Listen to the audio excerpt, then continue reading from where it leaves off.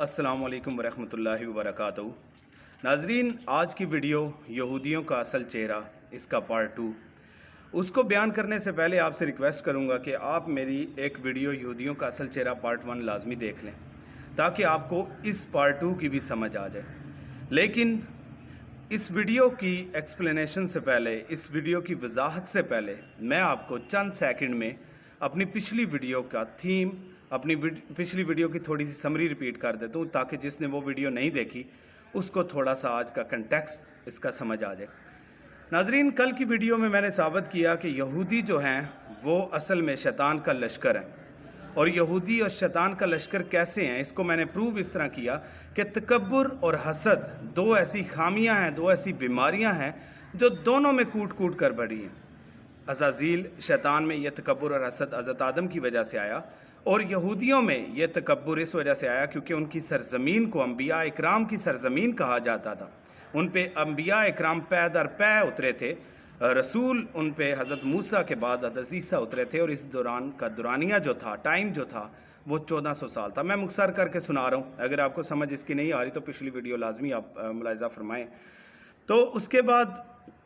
حسد کس وجہ سے تھا کہ اللہ کے آخری نبی کو بھی یہیں پہ اترنا چاہیے تھا۔ کیوں؟ باقی سارے نبی یہیں پہ اترے تھے، اور جب وہ امی میں، جس کو عربوں کو وہ جاہل کہتے تھے، ان میں ان کے اترنے کا پتہ چلا تو اس میں حسد کی بھی آگ بھڑک اٹھی۔ اس وقت سے یہ مسلمانوں کے دشمن ہیں۔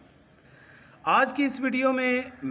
حضرت عیسیٰ علیہ السلام کے بعد میں ہونے والے جو واقعات ہیں چند ایک وہ کوٹ کروں گا، اور اس کو کیونکہ میں یہ دی سلیوشن چینل میں جو ویڈیوز بناتا ہوں اس میں ایک عام آدمی کو، ایک بھٹے والے مزدور کو، ایک دکاندار کو، ایک عام آدمی کو جگانے کی کوشش ہے کہ وہ اپنے اسلام کی، اپنے دشمنوں کی کچھ تو کچھ پہچان کرے نا۔ تو اس وجہ سے ناظرین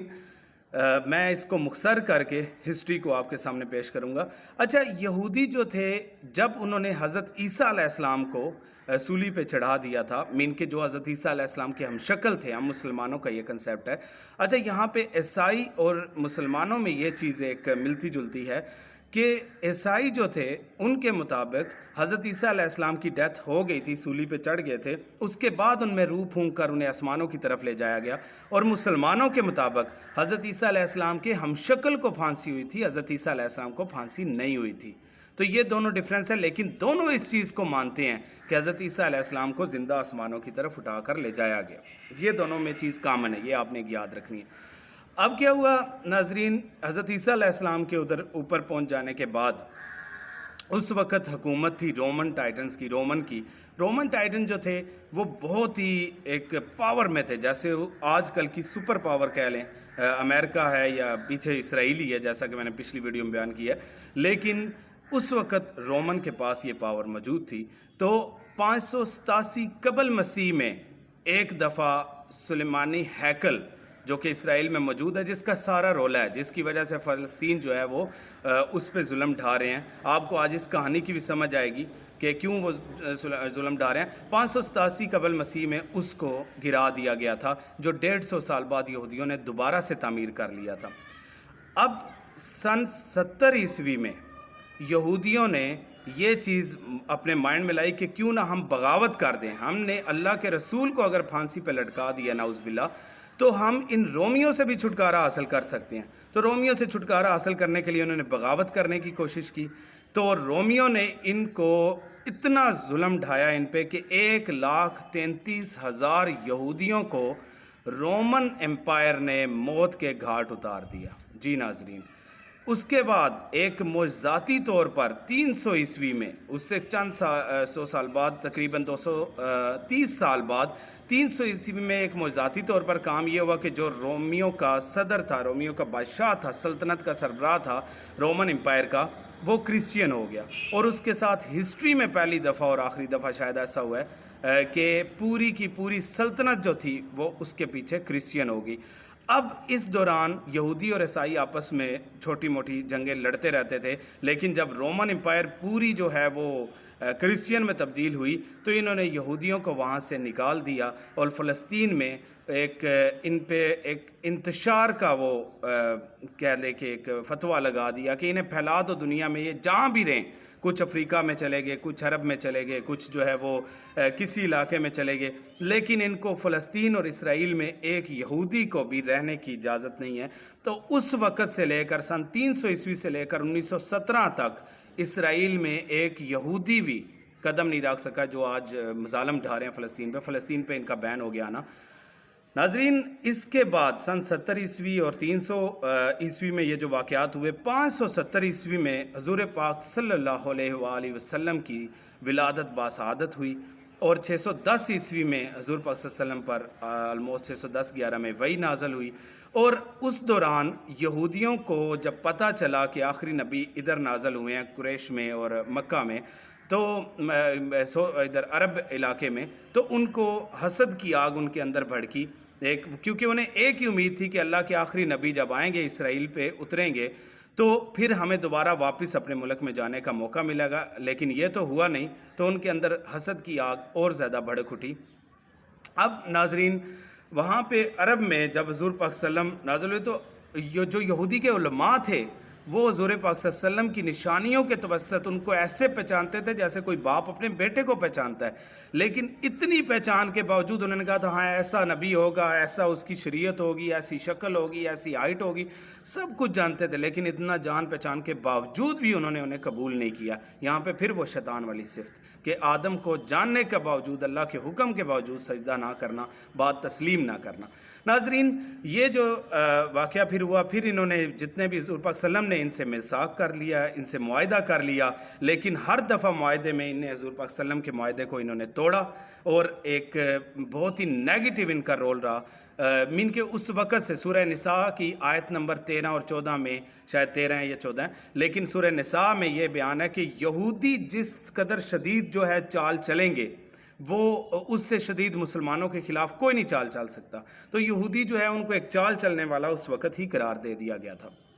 ناظرین، اس کے بعد انہوں نے مسلمانوں نے اس کو فتح کرنے کی کوشش کی، اسرائیل فلسطین کو، جہاں پہ کرسچین کا سارا اس وقت رجحان تھا، اس وقت کرسچین وہاں پہ چھائے ہوئے تھے۔ تو اب لیکن ان کے علماء نے کہا کہ تم میں سے ایک شخص جس کی خاص نشانیاں ہیں وہ اس کو فتح کرے گا، باقی اس کو کوئی فتح نہیں کر سکتا۔ تو حضرت عمر کے دور میں فلسطین کو فتح کیا۔ میں بہت ہی مختصر کر کے ہسٹری یہ سنا رہا ہوں تاکہ کچھ لوگ جو ہے بوریت فیل نہ کرے، جو مین بات ہے وہی سب کے سامنے آئے۔ تو حضرت عمر کے دور میں دوبارہ اس کو فتح کر لیا گیا، اور حضرت عمر نے رضی اللہ تعالیٰ عنہ نے ان پہ احسان عظیم کیا کہ انہوں نے کہا کہ ان کو یہاں پہ آنے کی اجازت ہے، یعنی فلسطین اور اسرائیل میں یہودی آ سکتے ہیں، لیکن ساتھ ہی کرسچین نے اس چیز پہ اعتراض کیا، عیسائیوں نے، اور عیسائیوں نے کہا کہ یہودی جو ہیں وہ آ تو سکتے ہیں لیکن صرف اپنی عبادت گاہوں کی اپنے وہ ادھر عمرہ کریں، جیسے ٹھیک ہے زیارت کریں، زیارتوں پہ آ سکتے ہیں، لیکن پرماننٹ یہاں پہ رہائش اختیار نہیں کر سکتے۔ جی ناظرین، یہاں پہ پھر حضرت عمر رضی اللہ تعالیٰ نے ان کی یہ بات، یہ معاہدہ مان لیا، جو معاہدہ 1917 تک چلا۔ 1917 تک جتنی بھی سلطنت عثمانیہ بھی آئی، بیچ میں ترک خلافت آئی، وہ سب کے سب نے جو ہے وہ اس بات کو مانا کہ یہودی وہاں پہ صرف زیارتوں کے لیے آ سکتے ہیں، لیکن اسرائیل میں اپنی رہائش اختیار نہیں کر سکتے، یعنی کہ ان کے جو مکین ہیں وہ نہیں بن سکتے، ان کے مسکن بے شک وہاں پہ موجود ہوں۔ ناظرین، اس کے بعد مختصراً یہ ہے کہ سلطان صلاح الدین ایوبی، طارق بن زیاد، ان کے دور میں ایک درمیان میں صلیبی جنگیں بھی ہوئیں۔ صلیبی جنگیں جو تھی وہ اس میں کرسچین موسٹلی شامل تھے۔ پھر یہودیوں نے سازش کر کے مسلمانوں میں حضرت عمر کے بعد جو حضرت عثمان غنی رضی اللہ تعالیٰ عنہ آئے تھے، عبداللہ بن سبا یہ ایک ایسا یہودی تھا جو کہ غدار تھا، جس نے عثمان کو اور حضرت علی کو اور اس طرح مسلمانوں کو آپس میں جو ہے وہ اختلاف ڈال دیا، اور اس وقت شیعان عثمان اور شیعان علی نکلے، جو آج بھی سنی اور شیعہ کے طور پہ ایک دوسرے کو برا سمجھتے ہیں۔ اصل میں اس کی بیس بنانے والے یہودی ہیں، اور اس پہ آج بھی ماشاءاللہ وہ کافی محنت کر رہے ہیں، ماشاءاللہ تو نہیں کہنا چاہیے لیکن بہت محنت کر رہے ہیں وہ، تاکہ یہ مسلمان آپس میں جھگڑتے رہے، کیونکہ ایک ہی مسلمانوں کی عروج کا جو ہے وہ ایک ہی سلیوشن ہے، وہ یہ ہے کہ جس دن انہوں نے اتفاق کر لیا یہ دنیا میں ایک غیر مذہبی نہیں رہنے دیں گے، یہ تو ایسی قوم ہے، ایسی ذہین قوم ہے، ایسی لڑاکا قوم ہے، تو ان کو آپس میں لڑائے رکھو تاکہ ان کا باہر دھیان ہی نہ جائے۔ خیر اس پہ میں پھر کبھی ویڈیو بناؤں گا، آج میں جس اسٹریٹ فارورڈ لائن پہ چلا ہوا ہوں اسی پہ میں چلتا ہوں۔ میں ارد گرد کی بہت سی باتیں اسکپ کر رہا ہوں ناظرین، لیکن آپ کو آسان الفاظ میں سمجھ آ جائے یہ پوری گیم یہودیوں کی۔ اور یہ سٹوری جو میں سنا رہا ہوں یہ ہر ماں کو اپنے بچے کو سنانی چاہیے، ہر ٹیچر کو اپنے اسٹوڈنٹس کو سنانی چاہیے۔ ہمارا انڈیا اتنا بڑا دشمن نہیں ہے، ہندوستان ہمارے سامنے کچھ بھی نہیں۔ ہمارے سب سے بڑے جو پیٹھ میں چھرا گھونپنے والے ہیں وہ یہودی ہیں۔ زنا کا انہوں نے ہمیں اس پہ لگایا۔ اب جتنی بھی بے حیائی ہے، جتنے بھی سودی نظام ہے، وہ کہاں سے آ رہا ہے؟ وہ سارا یہودیوں سے آ رہا ہے، کیونکہ یہودیوں کا نیکسٹ جو مشن ہے، اس کو بیان کرتے ہوئے بڑے سے بڑا عالم بھی ڈرتا ہے، اس طرح سر عام نہیں بیان کرتا۔ اس کا نیکسٹ مشن جو ہے وہ دنیا کی مدنیات پہ، دنیا کی اکانومی پہ قبضہ کرنا ہے۔ اسی وجہ سے کرونا جیسی وبا جو ہے اس میں حقیقت بھی ہوگی، لیکن اس کے پیچھے بھی ویکسین بنانا اور یہ سارا کچھ گیم ہے۔ چلیں اس پہ میں زیادہ بات نہیں کرتا، لیکن یہ ہے کہ سب سے بڑے سازشی، جب قرآن پاک نے کہہ دیا ہے کہ سب سے بڑی سازش کرنے والے، سب سے بڑے جو پیٹھ کے پیچھے چھرا گھونپنے والے وہ یہودی ہیں، تو اس سے آگے کوئی بات ہو ہی نہیں سکتی۔ تو ناظرین یہاں پہ پھر صلیبی جنگوں میں مسلمانوں کا خون جو فلسطین میں موجود تھے، مختصراً میں سنا رہا ہوں، اتنا بہایا گیا کہ گھوڑے جب چلتے تھے تو ان کے پاؤں تک، گھٹنوں تک جو ہے خون میں لت پت وہ گھوڑے چلتے تھے، اتنا زیادہ خون بہایا گیا۔ خیر اس کے بعد جو ہے دوسری ڈائریکٹ بیچ میں سے سکپ کر کے میں آ جاتا ہوں پہلی جنگ عظیم پہ 1914 سے 1918۔ اس وقت ترک خلافت ختم ہو گئی، سلطنت عثمانیہ کے ٹکڑے کر دیے گئے، اور اس کے بعد پھر یہ رول بھی ختم ہو گیا۔ 1917 میں یہ بات شروع ہوئی تھی 300 عیسوی سے، 1917 میں دوبارہ یہودیوں کو اسرائیل میں بسنے کی اجازت دے دی گئی۔ وہاں پہ یہودیوں نے دھن سے، دھوکے سے، دھونس سے، دھکے سے، اس سے وہاں کی زمینیں لینا شروع کر دی۔ مثلا وہ کسی بھی مسلمان وہاں پہ جو موجود تھے انہیں کہتے تھے ہاں جی یہ زمین آپ نے کتنے کی بیچنی ہے، یہ آپ نے ہوٹل کتنے کا بیچنا ہے، یہ پراپرٹی کتنے کی بیچنی ہے۔ کسی نے کہا 12 لاکھ، تو انہوں نے کہا چلو ہم 13 لاکھ دیتے ہیں، یہ ہمیں دے دو۔ یہ اس کو نیونسٹ ایک خاص قسم کا ایک تحریک ہے، وہ بھی کہتے ہیں یہ بینک کاروں کی اصل میں تحریک تھی، پیسے والوں کی تحریک تھی، جنہوں نے اس کو اس طرح استعمال کیا پیسے کو کہ وہاں کی زمینوں کے کاغذ ہتھیا لیے۔ جب 1948 میں اسرائیل باقاعدہ طور پر ایک علیحدہ سلطنت بنا، ایک علیحدہ ملک بنا، آزاد ہوا پاکستان 1947 14 اگست کو، اور اسرائیل مئی جون میں کہیں 1948 میں جا کے آزاد ہوا۔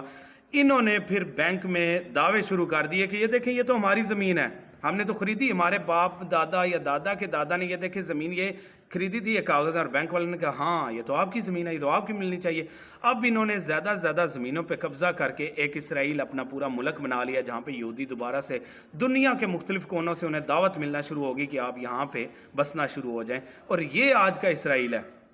لیکن اب انہوں نے جو 2 دفعہ ٹیمپل تباہ ہوا تھا، ایک 300 عیسوی میں ان کا جو سلیمانی ہیکل تھا وہ تباہ و برباد کر دیا گیا۔ حضرت سلمان کا تو پہلے بھی نہیں رہا تھا، 587 قبل مسیح میں بھی ایک دفعہ تباہ کیا گیا، انہوں نے 150 سال بعد دوبارہ بنا لیا۔ اب میں آپ کو بتاتا ہوں کہ اصل گیم کیا ہے، اصل تکلیف ان کو کیا ہے، اصل فلسطین سے ان کو کیا تکلیف ہے۔ 1947-48 تک ان کے بننے تک ہم بلاک کرتے ہیں، مین چیزیں کلیئر کرتے ہیں، باقی میں پارٹ 3 میں آپ کو 1948 سے لے کر 2021 تک یہودیوں کا ایجنڈا اور یہ سارا کچھ انشاءاللہ بتاؤں گا۔ لیکن ان کا جو مین مقصد ہے، انہوں نے ایک دفعہ 587 عیسوی قبل مسیح میں ٹیمپل جو ہے وہ سلمانی ہیکل اس کو بنایا، ٹھیک ہے۔ اس کے بعد 300 عیسوی میں دوبارہ گرا دیا گیا، صرف ایک دیوار بچی جسے دیوار گریا کہتے ہیں، جہاں آج بھی یہ گریا کرتے ہیں، آہوزاری کرتے ہیں کہ سلمانی ہیکل جو چلا گیا۔ اب ان کا مین مقصد کیا ہے؟ ان کا مین مقصد یہ ہے، ان کے خیال میں مسجد اقصی میں اگر ہم 3rd دفعہ سلمانی ہیکل تعمیر کریں گے اور کہیں سے تابوت سکینہ جو ابھی بھی گما ہوا ہے وہ ڈھونڈ کے اس میں لا دیں گے، اس میں حضرت موسیٰ علیہ السلام کا عصا بھی ہے، حضرت مریم کی کچھ پاکیزہ چیزیں بھی ہیں، مختلف ایسے قسم کی چیزیں ہیں، تو وہ عصا ہمارے ہاتھ میں آ جائے تو ہمارے اندر ایک روحانی طاقت آ جائے گی۔ ان کا کہنا یہ ہے کہ پوری دنیا پہ ہمارا قبضہ اس وقت تک نہیں ہو سکتا۔ یہودیوں کا یہ سینس بنا ہوا ہے جو کہ فیک ہے، جو کہ غلط ہے،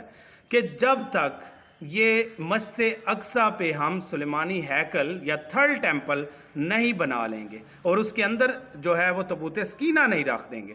تو یہ ان کا کنسیپٹ ہے، یہی ان سے جھگڑا ہے، جبکہ فلسطینی اس چیز کو ماننے کو تیار نہیں۔ انہوں نے کہا ہے کہ حضور پاک صلی اللہ علیہ وسلم نے بھی اس کی تعظیم کی، جب حضور پاک صلی اللہ علیہ وسلم جو ہے وہ معراج پہ گئے تو وہیں سے ہو کے گئے تھے، مسجد اقصی کی سیڑھیوں سے براق پہ جو بیٹھے تھے۔ تو اس کے بعد جو ہے وہ یہ سارے کنسیپٹ ہمارے لیے بھی بہت زیادہ اہم ہیں۔ ہم مسلمانوں کا قبلہ اول تھا وہ بیت المقدس تھا، اس وجہ سے فلسطینی اس کو چھوڑنے کو تیار نہیں، اور اسرائیلی اس پہ قبضہ کرنے کے لیے جو ہیں وہ آمادہ ہیں، تگ و دو کر رہے ہیں۔ اس کی خاطر وہ کہتے ہیں چاہے خون بہاؤ، چاہے آپ کچھ بھی کرو، لیکن کسی طریقے سے اس پہ قبضہ کرو، پھر دنیا کی اکانومی پہ ہم قبضہ کریں گے اور پھر دنیا کو اپنے کنٹرول میں رکھ لیں گے۔ جو ہماری بات مانے گا اسے پیسہ ملے گا، نہیں تو بھوکا پیاسا اسے صحرا میں جیسے ایک بندہ مرتا ہے اسے وہاں پہ مار دیا جائے گا۔ یہ ساری کہانی ہے ناظرین۔ اگر آپ کو سمجھ نہیں آئی تو ویڈیو دوبارہ سنیے گا۔ انشاءاللہ یہ یہود کا نقاب جو میں نے اتارا ہے، یہ آپ کو ایسی ویڈیو انشاءاللہ کہیں بھی نہیں ملے گی۔ آپ لوگوں نے یہ سننی ہے اور اس پہ پورا غور کرنا ہے، اکیلے بیٹھ کے، جیسے حضور پاک صلی اللہ علیہ وسلم غار حرا میں غور کرتے تھے، ایسے آج بھی مسلمانوں کو غور کرنے کی ضرورت ہے۔ کسی تنہائی میں بیٹھ کے غور کریں، آپ کو ان کا کچا چٹھا سامنے نظر آ جائے گا ناظرین۔ اب 1948 سے لے کر 2021 کی کیا گیم ہے اور ہمارے لیے کیا سلیوشن ہے، میں آپ کو یہ چیز بتاؤں گا انشاءاللہ۔ السلام علیکم ورحمۃ اللہ وبرکاتہ۔ ناظرین ایک بات مجھے کمنٹس کر کے لازمی بتائیے گا کہ آپ کو یہ سمجھ آئی ہے یا نہیں آئی، یا آپ کے کوئی کوسچن ہوں تو وہ مجھے کمنٹس میں بتائیے گا، انشاءاللہ میں نیکسٹ ویڈیو میں اسے بھی ایکسپلین کروں گا۔ السلام علیکم۔